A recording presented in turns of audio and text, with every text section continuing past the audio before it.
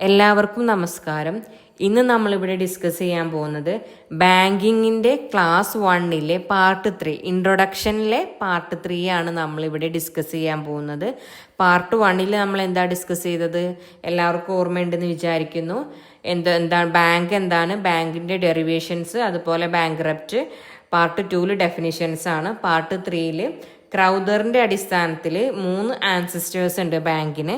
അതാണ് നമ്മളിവിടെ മോഡേൺ ബാങ്കിങ്ങിൻ്റെ 3 ആൻസിസ്റ്റേഴ്സിനെ പറ്റിയിട്ടാണ് ഇന്നത്തെ ക്ലാസ്സിൽ നമ്മൾ ഡിസ്കസ് ചെയ്യാൻ പോകുന്നത്.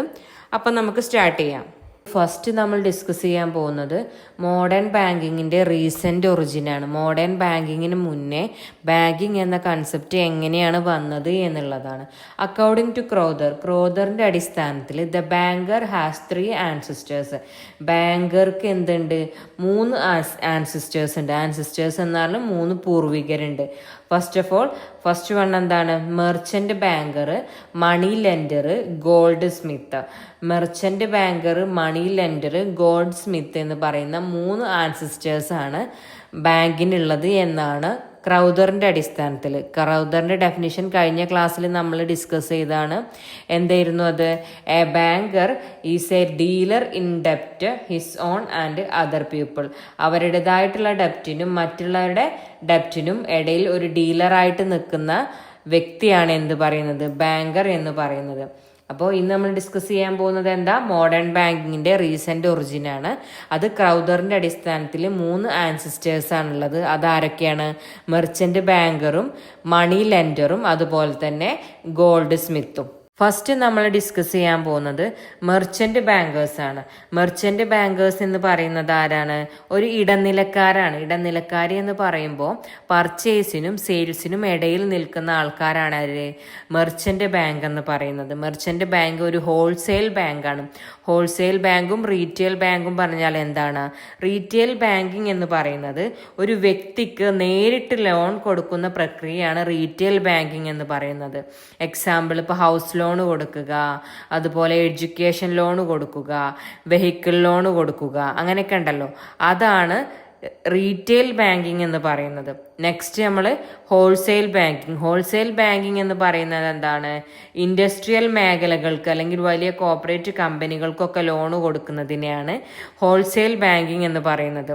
മെർച്ചന്റ് ബാങ്കിങ് ഒരു ഹോൾസെയിൽ ബാങ്കാണ്. മെർച്ചന്റ് ബാങ്ക് നോർമലി എന്താ ചെയ്യുക?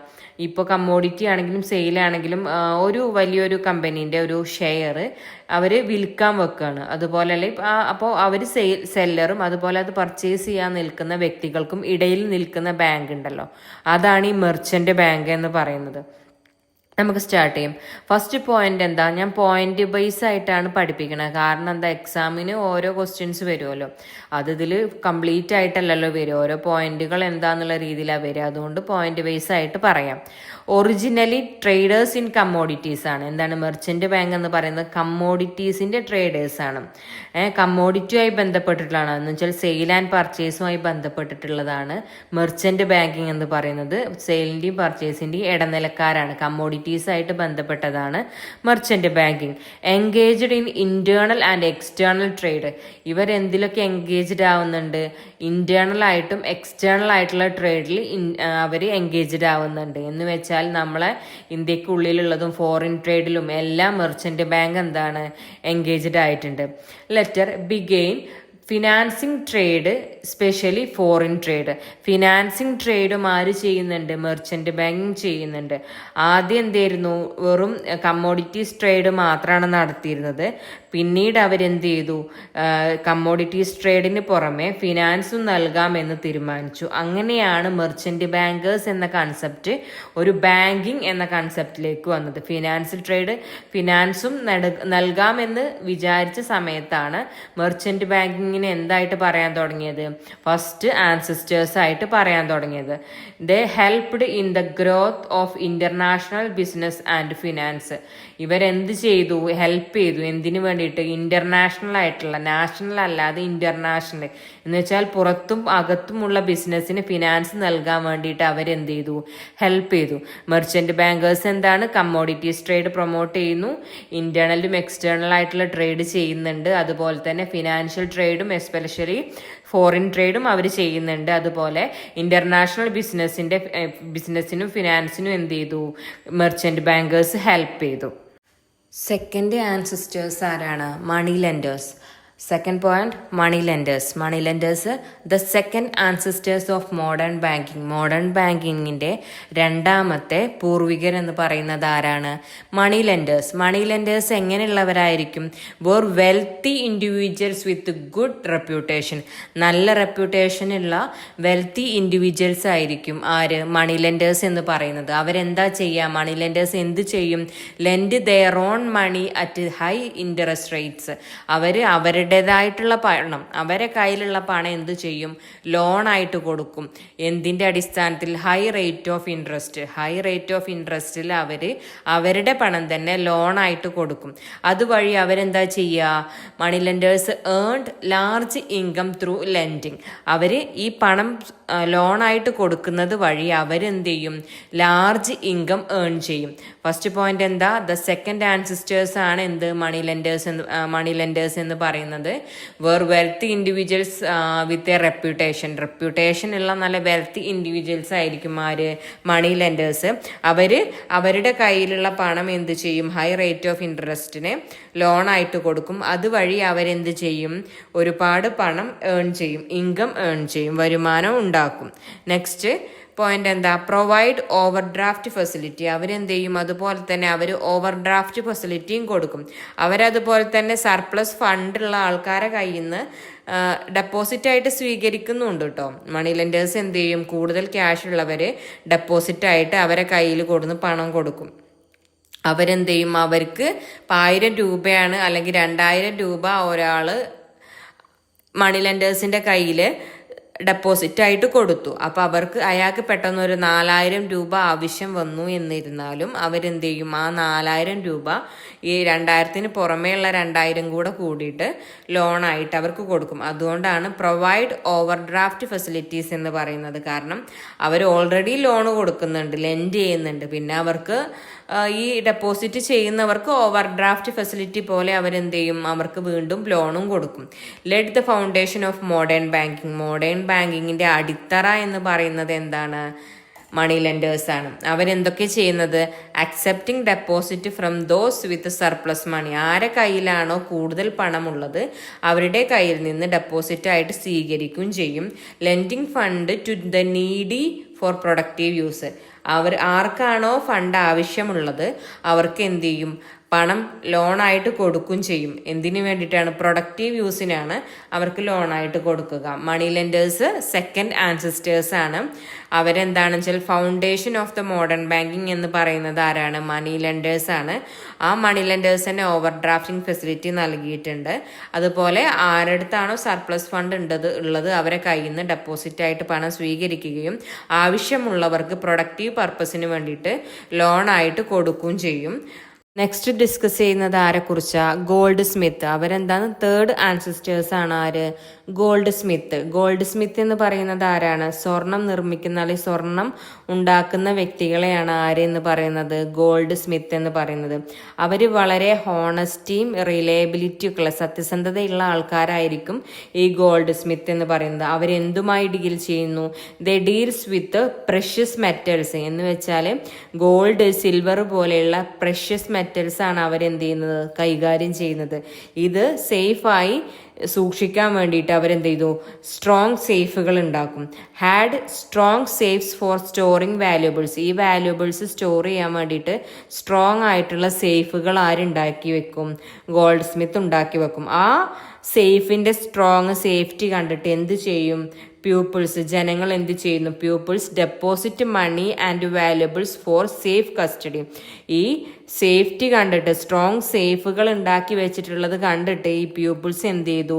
അവരെ കയ്യിലുള്ള സർപ്ലസ് ഫണ്ട് എമൗണ്ടുകൾ അവരെ കയ്യിൽ സൂക്ഷിക്കാൻ കൊടുക്കും. ഗോൾഡ് സ്മിത്തിന്റെ കയ്യിൽ സൂക്ഷിക്കാൻ വേണ്ടി കൊടുക്കും.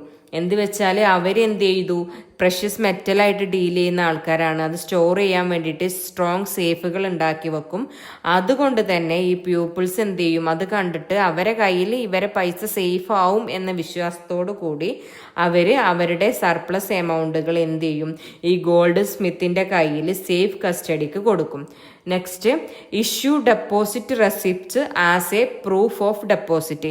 ഈ ക്യാഷ് അവർ ഡെപ്പോസിറ്റ് ചെയ്യുന്ന സമയത്ത് ഗോൾഡ് സ്മിത്ത് എന്ത് ചെയ്യും, ഒരു ഡെപ്പോസിറ്റ് റെസിപ്റ്റ്സ് അവർക്ക് സൂക്ഷിക്കാൻ കൊടുക്കും. ഇപ്പൊ നമ്മൾ FD ഒക്കെ ഇടുമ്പോൾ FD റെസിപ്റ്റ്സ് കിട്ടുമല്ലോ, FD റെസിപ്റ്റ്സ് നമുക്ക് തരും. ആ FD നമ്മൾ വിഡ്രോ ചെയ്യണമെങ്കിൽ ആ റെസിപ്റ്റ് ആയിട്ട് കൊണ്ടുപോകണം. ഫിക്സഡ് ഡെപ്പോസിറ്റ് റെസിപ്റ്റ് പറഞ്ഞിട്ടുള്ള റെസിപ്റ്റ് ഉണ്ട്, അതുമായിട്ട് കൊണ്ടുപോകുമ്പോഴാണ് നമുക്ക് എന്ത് ചെയ്യുക, ആ എമൗണ്ട് വിഡ്രോ ചെയ്യാൻ പറ്റുള്ളൂ. നോർമലി കോപ്പറേറ്റീവ് ബാങ്കുകളൊക്കെ മിനിമം FD എത്രയാ, 15 ദിവസം. അതുപോലെ കൊമേഴ്ഷ്യൽ ബാങ്കിങ്ങിന് മിനിമം FD 7 ദിവസമാണ്.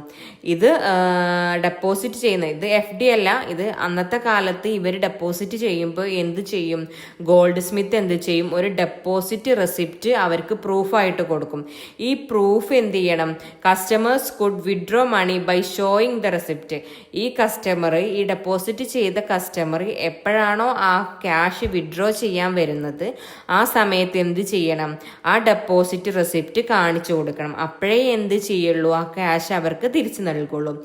ഈ ഗോൾഡ് സ്മിത്ത് എന്ത് ചെയ്യും, ആ ഡെപ്പോസിറ്റിന് പകരമായി ഒരു ഡെപ്പോസിറ്റ് റെസിപ്റ്റ് അവർക്ക് നൽകുകയും അത് എമൗണ്ട് വിഡ്രോ ചെയ്യാൻ വരുന്ന സമയത്ത് ആ ഡെപ്പോസിറ്റ് റെസിപ്റ്റ് കാണിച്ചു കൊടുത്തിട്ട് വേണം എന്ത് ചെയ്യേണ്ടത്, ആ എമൗണ്ട് വിഡ്രോ ചെയ്യേണ്ടതും. ഈ വ്യക്തികളെ ആൾസോ നോണാസ്, ഈ ഗോൾഡ് സ്മിത്ത് എന്ന് പറയുന്ന വ്യക്തികളെ എന്തുകൊണ്ട് അറിയപ്പെടുന്നു, സേത്സ് എന്നും അറിയപ്പെടുന്നു. സേത്തുമാരെന്നൊക്കെ പറയില്ലേ നമ്മൾ, അതുപോലെ സേത്സ് എന്നും അറിയപ്പെടുന്നുണ്ട് ആരെ, ഈ ഗോൾഡ് സ്മിത്തുമാരെ. നെക്സ്റ്റ് നമ്മൾ ഡിസ്കസ് ചെയ്യാൻ പോകുന്നത് ഇൻഡിജിനസ് ബാങ്കിങ് ആണ്. ഇൻഡിജിനസ് ബാങ്കിങ് എന്ന് പറയുന്നത് ആൻസിസ്റ്റേഴ്സ് ബാങ്കിങ് അല്ല, ക്രൗദറിന്റെ അടിസ്ഥാനത്തിലുള്ള ആൻസിസ്റ്റേഴ്സ് ബാങ്കിങ് അല്ല. അത് ആകെ 3 ഉള്ളൂ. ഏതൊക്കെയാണ്? Merchant banking, money lenders and goldsmith. ഈ 3 ഉള്ളൂ ആൻസിസ്റ്റേഴ്സ് എന്ന് പറയുന്നത്. ഇൻഡിജിനസ് ബാങ്കിങ് എന്ന് പറയുന്നത് വളരെ ഓൾഡസ്റ്റ് ഫോം ഓഫ് ബാങ്കിങ് ആണ്. എന്ത് ഇൻഡിജിനസ് ബാങ്കിങ് എന്ന് വെച്ചാൽ സ്വദേശ ബാങ്ക് അല്ലെങ്കിൽ പ്രാദേശിക ബാങ്ക് എന്നൊക്കെ പറയുന്നതാണ് ഇൻഡിജിനസ് ബാങ്കിങ് എന്ന് പറയുന്നത്. ആദ്യ ബാങ്ക് അല്ല, ആദ്യ ബാങ്ക് റിയൽ ബാങ്ക് ആണ്. അത് എവിടെയാണ്? ഇംഗ്ലണ്ടിലാണുള്ളത്. ഇത് ഇൻഡിജിനസ് ബാങ്കിങ് എന്ന് പറഞ്ഞാൽ സ്വദേശീയ ബാങ്ക് അല്ലെങ്കിൽ പ്രാദേശിക ബാങ്ക് ആണ് എന്ത് indigenous banking. One of the oldest banking system in India. ഇന്ത്യയിലെ തന്നെ ഏറ്റവും പഴയ അല്ലെങ്കിൽ ഒരുപാട് മുന്നേ ഉള്ള banking system, oldest banking system ആണ് എന്ത് ഇൻഡിജിനസ് ബാങ്കിങ് എന്ന് പറയുന്നത്. Existed for centuries before modern banking. ഇപ്പോഴത്തെ ഈ മോഡേൺ ബാങ്കിങ്ങിന്റെ ഒരുപാട് കാലം മുന്നേ, സെഞ്ചുറീസുകൾക്ക് മുന്നേ ഉള്ളതാണ്, എക്സിസ്റ്റ് ചെയ്തിട്ടുള്ളതാണ് എന്ത് നിലനിന്ന് പോന്നിട്ടുള്ള ബാങ്കാണ് എന്ത് ഇൻഡിജിനസ് ബാങ്കിങ് എന്ന് പറയുന്നത്. Made up of private firms or individuals acting as a bankers. ഇതെന്തിനു വേണ്ടിയിട്ടാണ് ക്രിയേറ്റ് ചെയ്തത്? പ്രൈവറ്റ് ഫേമുകൾ അതുപോലെ ഇൻഡിവിജ്വൽസ്, പ്രൈവറ്റ് വ്യക്തികളാണ് എന്ത് ബാങ്കേഴ്സ് ആയിട്ട് ആക്ട് ചെയ്തിരുന്നത്. Operated outside government control. Government കൺട്രോളിനെ പുറത്തായിരുന്നു എന്ത് ഇൻഡിജിനസ് ബാങ്കിങ്ങിന്റെ പ്രവർത്തനങ്ങൾ. ഇൻഡിജിനസ് ബാങ്ക് എന്ന് പറയുന്നത് പ്രൈവറ്റ് ഫേമുകളോ അല്ലെങ്കിൽ വ്യക്തികളോ ആണ് എന്ത് ഇൻഡിജിനസ് ബാങ്കേഴ്സ് എന്ന് പറഞ്ഞിരുന്നത്. അതുപോലെ തന്നെ ഗവൺമെന്റിന്റെ കൺട്രോളിന് പുറത്തുള്ള ബാങ്ക് ആയിരുന്നു എന്ത് ഇൻഡിജിനസ് ബാങ്ക് എന്ന് പറയുന്നത്. Played a major role in local trade and money exchange.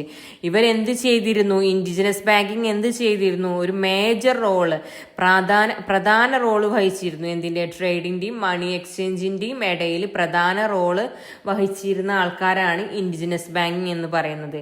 Indigenous banking എന്ത് ചെയ്യുന്നുണ്ട്? അവരെന്ത് ചെയ്തു? Professional dealers in hundis. Professional dealers ആണ് ഇൻഡിജിനസ് ബാങ്കേഴ്സ് എന്ന് പറയുന്നത്. അവർ ഹുണ്ടീസ് എന്ന് പറയും, ഹണ്ടീസ് എന്ന് പറയും. ഇവർ പ്രൊവൈഡ് ചെയ്തിരുന്നു. ഹുണ്ടീസ് അല്ലെങ്കിൽ ഹണ്ടീസ് എന്ന് പറയുന്നത് എന്താണ്? പ്രാഥമിക ഭാഷ, സ്വദേശ ഭാഷ, ആ ഭാഷയിൽ ഉണ്ടായിട്ടുള്ള മണി എക്സ്ചേഞ്ചിങ് രീതിയാണ് എന്ത് ഹുണ്ടീസ് എന്ന് പറയുന്നത്. ഹുണ്ടീസ് എന്ന് പറയുന്നത് എന്താണ്? Bill of exchange. പണ്ട് കാലങ്ങളിൽ ഉണ്ടായിരുന്ന പ്രാദേശിക ഭാഷയിലുള്ള ഒരു ബിൽ ഓഫ് എക്സ്ചേഞ്ചിങ് രീതിയാണ് ഹുണ്ടീസ് എന്ന് പറയുന്നത്. അപ്പോൾ ഇപ്പം നമ്മളെ ബിൽ ഓഫ് എക്സ്ചേഞ്ചിങ്ങിന് വേണ്ടിയിട്ട് യൂസ് ചെയ്യുന്ന എന്തൊക്കെയാണ്? ചെക്ക്, ഡ്രാഫ്റ്റ് അങ്ങനെയുള്ള കാര്യങ്ങളൊക്കെയാണ് എല്ലാവർക്കും അറിയിക്കാരം. ഇതിന്റെ കൂടെ പ്രാഥമിക കാലത്ത് പണ്ട് കാലങ്ങളിൽ അങ്ങനെയുള്ള ഇൻസ്ട്രുമെന്റ് ആയിരുന്നു, അങ്ങനെയുള്ള ഒരു ഇൻസ്ട്രുമെന്റ് ആയിരുന്നു ഹുണ്ടീസ് എന്ന് പറയുന്നത്. അത് ആ പ്രാദേശിക ഭാഷയിലായിരുന്നു അവരത് ഉണ്ടാക്കിയിരുന്നത്. Used for remittance and credit transactions. ഇതെന്തിനു വേണ്ടിയാണ് ഉപയോഗിച്ചിരുന്നത്? അവരുടെ ട്രാൻസാക്ഷൻസ് നടത്താൻ വേണ്ടിയിട്ടാണ് ഹുണ്ടീസ് അല്ലെങ്കിൽ ഹണ്ടീസ് എന്ന് പറയുന്ന ആ instrument, bill of exchanging instrument use ചെയ്തിരുന്നത്. Discounting hundis was a profitable ബിസിനസ്സിന് ഹുണ്ടീസ് ഡിസ്കൗണ്ട് ചെയ്ത് കൊടുക്കുകയും ചെയ്തിരുന്നു. ഹുണ്ടീസ് ഡിസ്കൗണ്ട് ചെയ്ത് കൊടുക്കുകയും ചെയ്തിരുന്നു. Helped in financing trade and commerce. ട്രേഡിനും കൊമേഴ്സിനും ഫിനാൻസ് ചെയ്യാൻ വേണ്ടിയിട്ട് ആര് ഹെൽപ്പ് ചെയ്തിരുന്നു? ഇൻഡിജിനസ് ബാങ്കേഴ്സ് ഹെൽപ്പ് ചെയ്തിരുന്നു. എന്താണ് ഇൻഡിജിനസ് ബാങ്ക് എന്ന് പറയുന്നത്? ഏറ്റവും പഴയ ഓൾഡസ്റ്റ് ഫോം ആയിട്ടുള്ള ബാങ്കിങ് സിസ്റ്റമാണ് ഇൻഡിജിനസ് ബാങ്ക് എന്ന് പറയുന്നത്. അവരെന്ത് ചെയ്തു? ഒരുപാട് മോഡേൺ ബാങ്കിന്റെ ഒരുപാട് കാലം മുന്നേ, സെഞ്ചുറീസിന് മുന്നേ തന്നെ നിലനിന്നിരുന്ന ബാങ്കാണ് ഇൻഡിജിനസ് ബാങ്ക് എന്ന് പറയുന്നത്. അവര് പ്രൈവറ്റ് ഇൻഡിവിജ്വൽ ആയിരുന്നു, അതുപോലെ പ്രൈവറ്റ് ഫേമുകളായിരുന്നു. ഗവൺമെന്റ് കൺട്രോളുകൾ ഇല്ലാത്ത പ്രൈവറ്റ് ഫേമുകളും പ്രൈവറ്റ് ഇൻഡിവിജ്വൽസും ആയിരുന്നു ബാങ്കേഴ്സ് എന്ന് പറയുന്നത്. അവർ മേജർ റോള് വഹിച്ചിരുന്നു. ട്രേഡിനും അതുപോലെ തന്നെ മണി എക്സ്ചേഞ്ചിനും ഇടയിൽ വളരെ ഇമ്പോർട്ടൻ്റ് ആയിട്ടുള്ള റോള് വഹിച്ചിരുന്ന ബാങ്കാണ് ഇൻഡിജിനസ് ബാങ്ക്. അവരെന്ത് ചെയ്തിരുന്നു? മണി എക്സ്ചേഞ്ചിങ് അല്ലെങ്കിൽ ബിൽ ഓഫ് എക്സ്ചേഞ്ചിങ് മെത്തേഡായിട്ട് യൂസ് ചെയ്യുന്ന ഹുണ്ടീസ് എന്ന് പറയുന്നതാണ്. അത് പ്രാഥമിക ഭാഷയിലാണ് അത് തയ്യാറാക്കിയിരുന്നത്. വെർണാക്കുലർ ലാംഗ്വേജ് എന്ന് പറഞ്ഞാൽ പ്രാഥമിക ആ സ്വദേശത്തിലെ ഭാഷയിലാണ് അത് അവർ തയ്യാറാക്കിയിരുന്നത്. അവരെന്തിനു വേണ്ടിയിട്ടാണ് ഹുണ്ടീസ് യൂസ് ചെയ്യുന്നത്? ക്രെഡിറ്റ് ട്രാൻസാക്ഷൻസും റെമിറ്റൻസും ഒക്കെ നടത്താൻ വേണ്ടിയിട്ടാണ്. ഹുണ്ടീസ് ഡിസ്കൗണ്ട് ചെയ്ത് കൊടുക്കുകയും ചെയ്തിരുന്നു. അതുപോലെ ഫിനാൻഷ്യൽ ട്രേഡിനും കൊമേഴ്സിനും വേണ്ടിയിട്ട് ആര് ഹെൽപ്പ് ചെയ്തിരുന്നു? ഇൻഡിജിനസ് ബാങ്ക് ഹെൽപ്പ് ചെയ്തിരുന്നു. ഇപ്പം നമ്മൾ ഡിസ്കസ് ചെയ്തുകൊണ്ടിരിക്കുന്നത് ബാങ്കിങ്ങിന്റെ ഇൻട്രൊഡക്ഷൻ പാർട്ടാണ്. അതിൽ നമ്മൾ എന്തൊക്കെ ഡിസ്കസ് ചെയ്തു? ബാങ്ക് എന്താണെന്നും അത് ഏതൊക്കെ ഭാഷയിൽ നിന്ന് ഡിറൈവ് ചെയ്തു വന്നു, അതുപോലെ ഡെഫിനിഷൻസ്, ഇപ്പോൾ ആൻസിസ്റ്റേഴ്സ് ആരൊക്കെയാണ്, അതുപോലെ ഇൻഡിജിനസ് ബാങ്ക്, ഇത്രയും കാര്യങ്ങൾ നമ്മൾ ഡിസ്കസ് ചെയ്തു. ഇത് ചെറിയൊരു ഇൻട്രൊഡക്ഷൻ മാത്രമാണ്. ബാങ്കിങ് എന്ന് പറയുന്ന ഒരുപാടുണ്ട്, അതിൻ്റെ ഒരു ചെറിയ ഇൻട്രൊഡക്ഷൻ മാത്രമാണ് നമ്മളിപ്പോൾ ഡിസ്കസ് ചെയ്തിട്ടുള്ളത്. വരും ക്ലാസ്സുകളിൽ ബാക്കി ഭാഗങ്ങളൊക്കെ നമുക്ക് പഠിച്ചെടുക്കാവുന്നതാണ്. Thank you for watching and keep watching. See you soon.